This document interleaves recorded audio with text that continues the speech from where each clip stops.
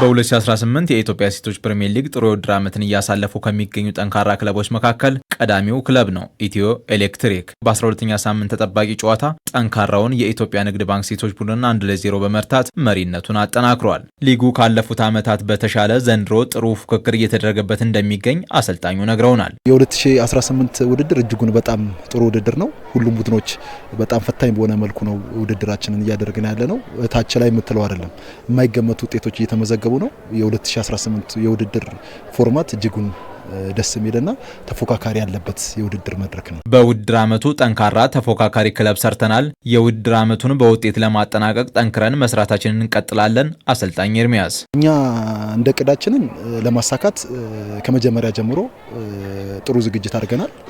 ከዛም አልፎ ደግሞ ራሳችንን በወዳጅነት ጨዋታና በሲቲ ካፕ በተዘጋጀው ውድድር ራሳችንን ፈትሸን አሁን ለዚህ ውድድር እጅጉን በጣም ዝግጁ ሆነን ሻምፒዮን ለመሆን ነው እቅዳችን። ያንን እቅዳችን ለማሳካት ደግሞ ያው ጅምራችንን ጀምረናል።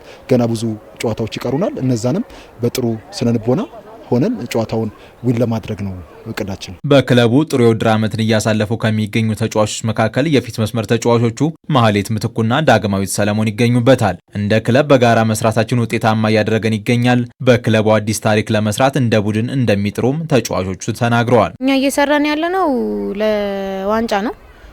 ኤሌክትሪክ ደግሞ የዋንጫ ቲም ነው። ዘንድሮ ደግሞ በተሻለ ነው የቀረበው።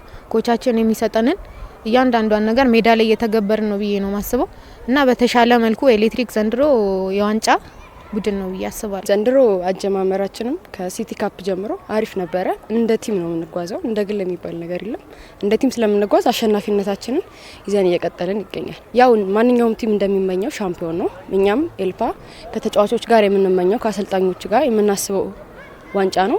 ከፈጣሪ ጋር ሻምፒዮን ሆናለን ብዬ አስባለሁ። ካደረጋቸው 12 የሊግ ጨዋታዎች 11ዱን ያሸነፈው ኢትዮ ኤሌክትሪክ በ33 ነጥቦች ሊጉን እየመራ ይገኛል። ሐዋሳ ከተማና መቻል በእኩል 26 ነጥቦች በግብ ክፍያ ተበላልጠው በቅደም ተከተል ሁለተኛና ሶስተኛ ደረጃ ላይ ይገኛሉ። ሁለት ቀሪ ጨዋታዎች ያሉት የወቅቱ የሊጉ አሸናፊ ኢትዮጵያ ንግድ ባንክ በ25 ነጥቦች አራተኛ ደረጃ ላይ ይገኛል። የኢትዮ ኤሌክትሪኳ ዳግማዊት ሰለሞን በ17 ግቦች ከፍተኛ ግብ አስቆጣሪነቱን እየመራች ትገኛለች። የሊጉ የ13ኛ ሳምንት ጨዋታዎች ከእረቡ ጀምረው ይደረጋሉ።